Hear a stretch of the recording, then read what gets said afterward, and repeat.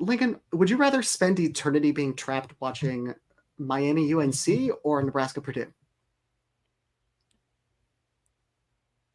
Put me in Dante's seventh layer of hell, please.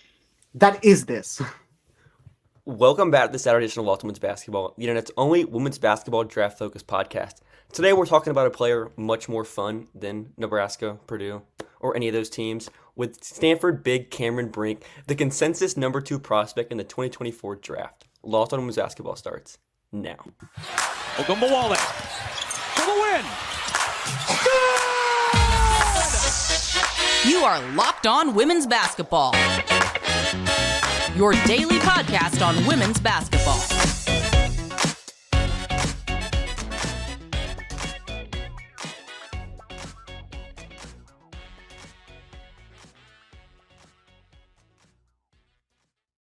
Welcome, you are Locked On Women's Basketball. Thanks for making us your first listen every day. We are free and available wherever you get your podcast and on YouTube. My name is Hunter Cruse. I'm your Saturday host, covering the WNBA Draft and Prospect Scouting. I'm joined by co-hosts M. Adler and Lincoln Shafer. M covers the WNBA with a focus on player development and the game within the game. Lincoln is our biomechanics guru and contributes to our WNBA draft coverage at the Knicks. Today's episode is brought to you by LinkedIn Jobs. LinkedIn Jobs helps you find the qualified candidates you want to talk to faster. Post your job for free at linkedin.com/lockedonnba. That's linkedin.com/lockedonnba to post your job for free. Terms and conditions apply. All right, Em, lead us off with your offensive scout on Brink. What's the pitch for her as an offensive prospect? So imagine a player. They're 6'4". They are a 6'8" wingspan. They have a 6'8" wingspan. They can shoot threes.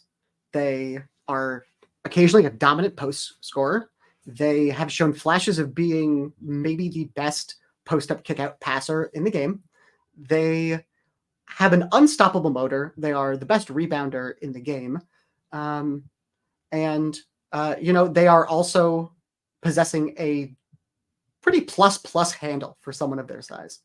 That's Cameron Brink. She is exactly what you would come up with if you were trying to think of, the perfect post. The perfect, sort of big. If you just sort of took off some of the three-point shooting ability and also made them just a little bit skinnier. I think, honestly, there are times when we're talking about players who are this level of good, where there's a lot that goes into describing them. When we did our episode about Neko Gumake from over the summer, there were a lot of, intricate details to get into, with specifically about her movement and about how that played up her finishing and the possible shooting and all that kind of stuff. Whether we've talked about Caitlin Clark in the past, there are interesting things in terms of how the skills set each other up, even for as dominant as she is. Cameron Brink is she's just flat out good at like everything. It's like jack of all trades, master of kind of most of them. Yeah, she's not quite the level of scorer or shooter you want from a superstar, but she's very good at a lot of things. I think the thing that gets most underrated is her passing ability. She's thrown some, like almost every time that I watch Cameron Brink play, it's just there's a couple of passes that she makes that just blow my mind. The one that sticks with me the most is there's a possession against UCLA last year where she gets the ball on a defensive rebound and she's dribbling up the court and she throws a perfect live dribble skip pass to the opposite side of the court straight into Hannah Jump's shooting pocket. And she just does that like every single game. She's so good at so many different things. And one way that I can actually back up statistically that she's a better passer than I think she gets credit for is that she is one of 2 players in the Her Hoop Stats era to score 17 points per game, block 3 shots per game, and have an assist rate above 20%. Can you name the other? Stewie. Absolutely. Let's the go. Other is Brianna Stewart. That is the best prospect of the last 10 years, probably. So it's not a bad company to be in. So she's also a very good athlete, and that shows up in her offensive game and especially on defense. But she covers ground very well and is just a very, very good basketball player. Yeah, to your point about the passing, there's no reason in God's name that anyone should have been watching this game unless they were attending in person. But 2 weeks ago, Stanford was playing Arizona State. Consider Arizona State. And Cameron Brink, at multiple points in the middle of the first and the middle of the second quarter, threw some of the best passes I've ever seen a center make. You're talking about the UCLA one. In the middle of the first quarter, and Janiah Harriel messes this up by breaking the wide open three. But Cameron Brink comes off a split cut with Hannah Jump, with Kiki Ariathan at the opposite elbow. So she goes into her cut, rolling into that post up against her defender. Kiki gives her a good sort of lob pass to go into that. While in midair, Brink catches the ball, gives a little hesitation so the defender's arms can move out of the way, while the weak side corner defender is charging in to double. Cam, while in midair, with just one hand, grabs the ball, waits a half a beat, and then just kind of leans over and whips a pass around the double to complete, just, again, one of the most insane touch passes I've ever seen on the roll. Again, on the movement, midair, a one-handed touch, double clutch kick-out pass to just create a wide-open three out of not. It's, again, like you're saying, the flashes here are insane, and I think it relates to what the sort of most impressive aspect of it is. Like you said, she's not a dominant scorer. She doesn't profile as someone you want to be a number one scorer on, a WNBA team. She doesn't really profile into that role, but there's just so much you can do with it, with the scalability and the portability. And I think what really plays that up is the smoothness of the game. The way she goes from pump, drive, kick out, finish, rolling into that post up. It's so smooth every aspect. She's also the only high major player in the last 15 seasons to block 3 shots per game and make over 84% of her free throws in multiple seasons. A very specific query. See, that's a main thing for me. You see the jump as a free throw shooter about like 20%. I love Hannah Jump as a free throw shooter. Over the last couple of years, yeah. But the thing is, it's hard for me not to think it's possible that she shoots long term. We talked about it in a hot take episode where she's shooting 42% on long twos. She's also 88% from the line. Like, there's so many indicators there that she's going to be a shooter. Maybe it's like 33%. Maybe it doesn't settle up to like 38%. But like with the WNBA and small sample size, there's going to be a year at some point where she just shoots 40% from three. Like, I just think that's going to happen. And that's sort of the Candace Parker thing from three, right? Is that Candace Parker, for someone as good as she was, I don't want to say is at hoop, for, in my mind, pretty solidly the best WNBA player of all time, she was always surprisingly mid at free throws. And that was always kind of weird. That part doesn't relate to Brink, but in that sense, she was also, a fine to solidly good 3-point shooter for a 4, for a 5. And it, like you say, it had those ranges where one year she shot over, I think, 40% from three, and the scoring efficiency is insane. And some other years she just shoots like 29%. You're like, all right, that's going to lose you a playoff series. I think it's interesting from that approach, especially, this is just me delaying so I can pull up her stats, especially given the fact that she is, over the past 2 seasons from the line, it's about 86%. From three, it's sub 30% pretty solidly. But, there have been these flashes, and especially on the volume, I think this is sort of the Anissa Morrow principle, where you get the volume enough, you get the form looking good enough, you have the other indicators around it, given the sample sizes, it's just worth betting on. Yeah, like you said, Candace agree. was at 41% at one point and then like 25% at the lowest, like 3 or 4 years later, which is crazy range there. But after the break, we'll talk about Brink's defense, which is also really good. So we'll talk about that more after this break. Our partners at eBay Motors have teamed up with Locked On Fantasy Basketball host Josh Lloyd to bring you some of the best fantasy picks each week all season long. Whether you're preparing for a daily draft or scouting the waiver wire, every week we're going to provide you with players that are guaranteed to fit on your roster. So let's see who Josh has picked for us on this week's eBay Guaranteed Fit Fantasy Picks of the Week. This week, he has Benedict Mathurin. Mathurin is in a career best form, filling out the stat sheet in multiple categories. We have concerns about his consistency, but when he is rolling, he is worth using. Also, a former Hunter Cruse All-Star as well, which has value as well. I'm your host, Hunter Cruse, and before we get back into our conversation on Brink, I want to inform you that Locked On has launched the first ever national sports 24/7 streaming channel on YouTube. Locked On Sports Today is here for you 24/7, covering the top sports stories of the day with local experts of Locked On, plus our national shows covering every league. Go to Locked On Sports Today on YouTube and subscribe to the first ever national sports 24/7 streaming channel. All right, so where do we start with the defense? It's good. There's many avenues we could go. But what do we think about her? I think the main thing is she a 5? Can she be a 5? We Where talked do you about fall on this. that? Yeah, I was thinking we talked about this with Aaliyah Edwards last week.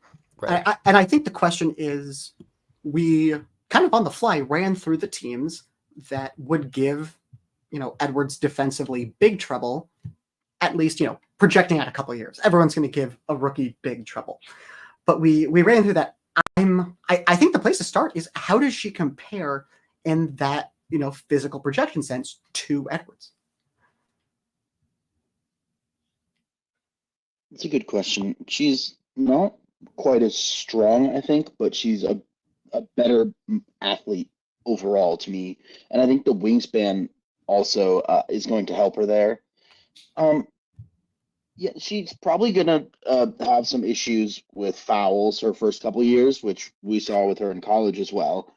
If she puts up some incredibly high foul rates, that's probably to be expected because she's also going to block a lot of shots. But I think that I'm not as worried about her having to guard 5s.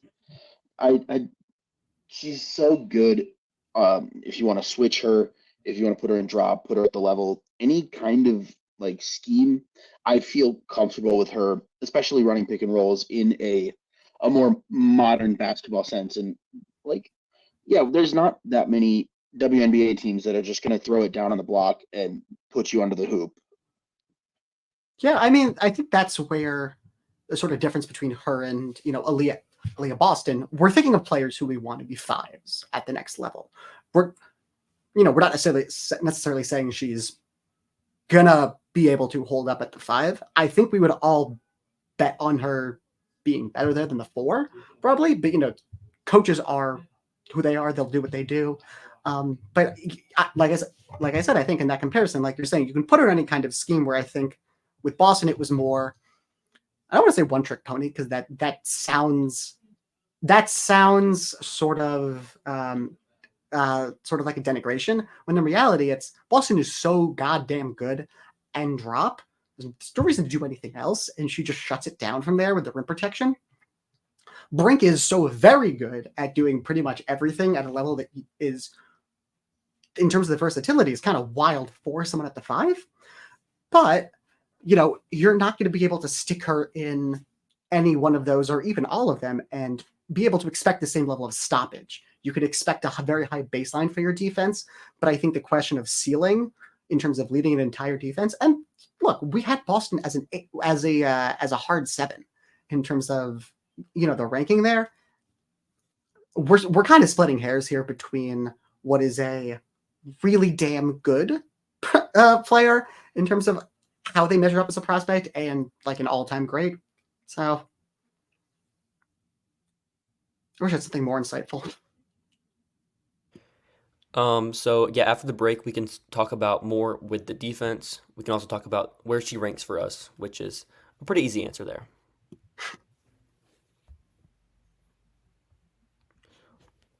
When you're hiring for your small business, you want to find quality professionals that are right for the role.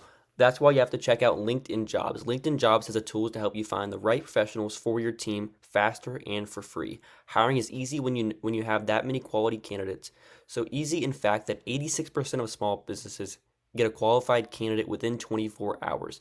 LinkedIn knows that small businesses are wearing so many hats and might not have the time or resources to hire. LinkedIn is constantly finding new ways to make the process easier. They even just launched a new feature that helps you write job descriptions, making the process even easier and quicker. 2.5 million small businesses use LinkedIn for hiring. Post your job for free at linkedin.com/lockedonnba. That's linkedin.com/lockedonnba to post your job for free. Terms and conditions apply. All right, and we're back. To open this segment, I want to talk about not the fits, not the where she ranks, but we're talking about her as an elite prospect. She's someone we mentioned on our best prospects of all time list. She didn't make the ranking, but she was an honorable mention. Who are some comps that come to mind when you watch Brink play?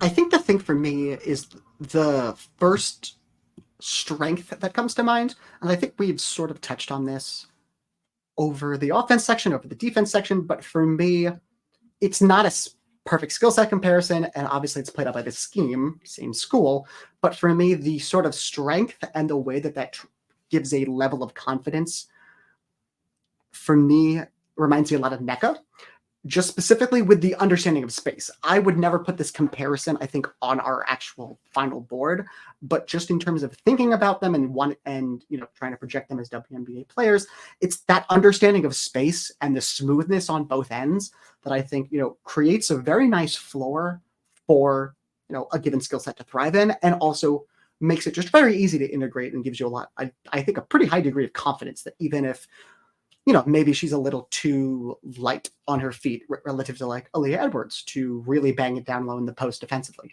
Maybe the shooting touch isn't, doesn't hit the upside there, and she's more like a true talent, like 31% shooter from three. You still have these aspects that play up the rest of the game. And I think in a very similar fashion there, you're looking at someone who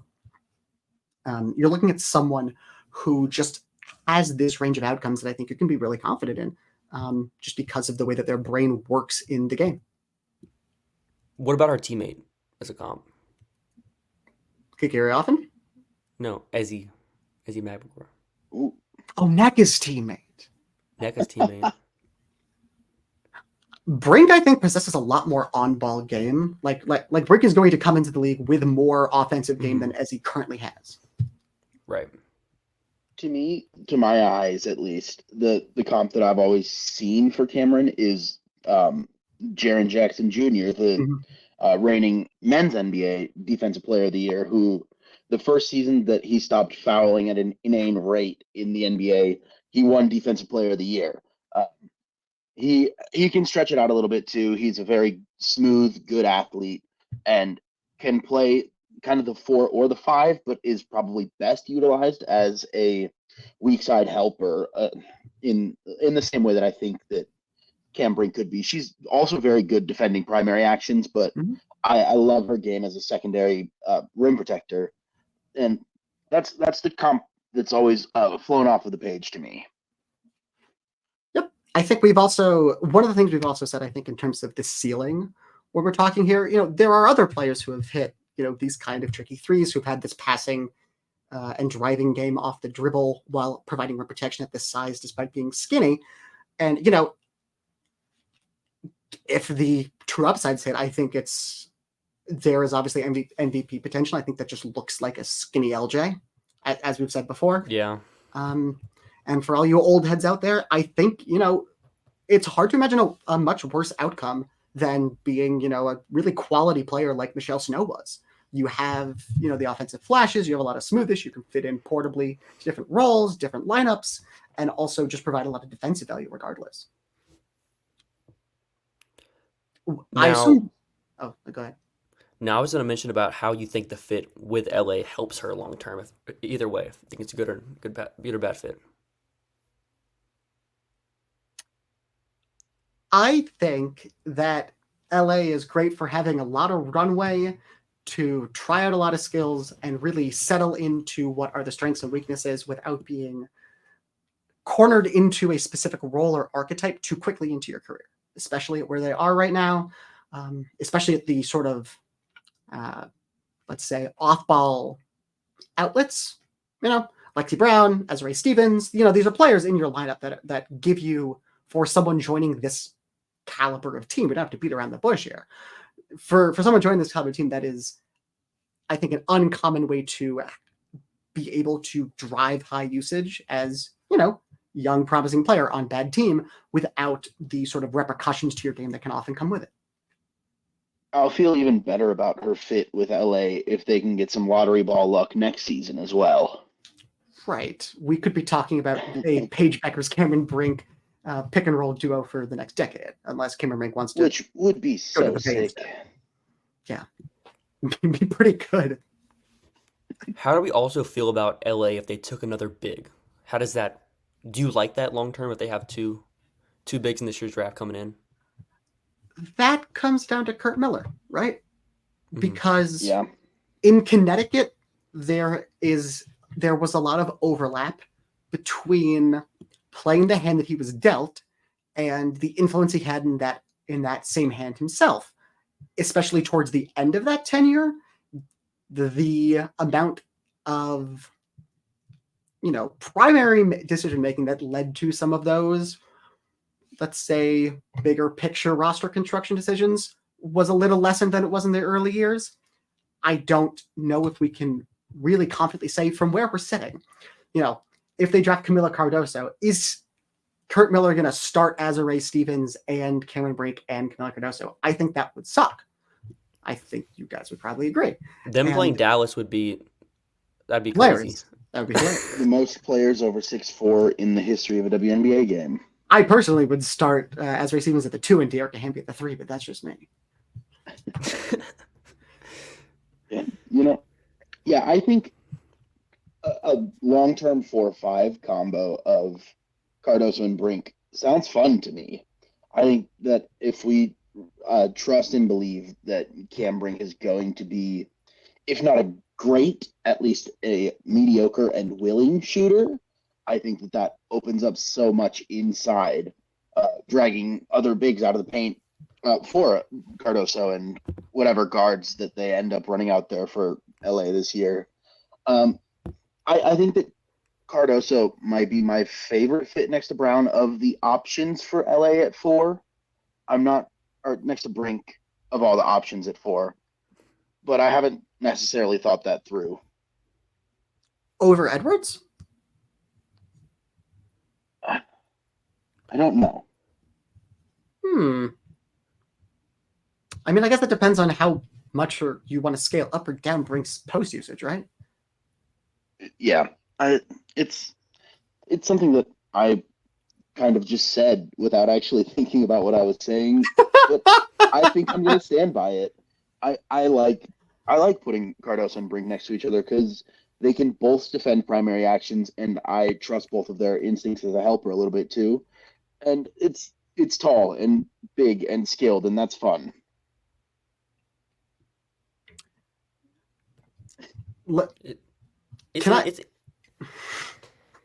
I might like it a little bit more than Edwards. I get what you're meaning by I just think having Edwards there, you probably run into a similar issue where you have 2 4.5s. Like you don't have like a true 5 there. But isn't 2 4.5s? But isn't the point of having 1 4.5? You pair them with the other 4.5. Like that's like that was the Candace Necka thing, and also why Jonta Lavender should never have been allowed to start in that. But lineup. Candace could also like initiate, and so could Cam. I don't know if you want her to be like your initiator. Well, I mean, yeah, but like you're not. She can shoot. We hope. I mean, she can shoot. Yeah, she can shoot. It's just it hasn't been like consistent results yet. Sure. But we'll see. I think we're losing the forest for the trees here. Like those Sparks teams during the real primes of Candace and Necka prior to KT's last year, 2016, they never really had a point guard that was like good. No offense to Duke legend Lindsey Harding, who was actually quite good, but she wasn't like the kind of point guard at the WNBA level that was really useful back then, unless you had some really strong secondary creation, and they didn't, unlike Atlanta when Harding was there. Forest trees. Do we have anything else on Brink before we get out of here? We have not given her a grade yet. Yeah, what grade do we have on Brink? Where's she at on our board? Yeah, Hunter, where's she at? 5 for me. No, I got her at 2. We all have her 2. I meant what's your grade on her? I would just say a 7. I'm saying a solid 7 for me. That seems reasonable. She's You're very easily convinced. absolutely. I mean, that's pretty much where I was already. I think that she's talented enough to make multiple all defensive and multiple probably all WNBA teams. She's going to be in. I'd be shocked if she's not in contention for a Defensive Player of the Year at some point in her career. Um, just an all around very fun, very good basketball player. I'm probably somewhere around a soft 7. I mean, it depends on the shooting, right? The free throw's there, Mm. the 3-point's not. I'm probably higher on the transition of the post defense than y'all are. So I think it just Yeah. evens out in the wash. Yeah, so we have a couple more of these left before we're in an interesting spot where we don't know who is entering. We have no clue yet, We're but already in that spot. We're talking about Cameron Brink. we are. She could return. This could be a wash of an episode. But thanks for making Locked On Women's Basketball your first listen every day. Join the team at the back next week for continued coverage of women's college basketball. Make your second listen Locked On Sports today, the first ever national sports 24/7 streaming channel on YouTube. Have a great rest of your weekend, everyone.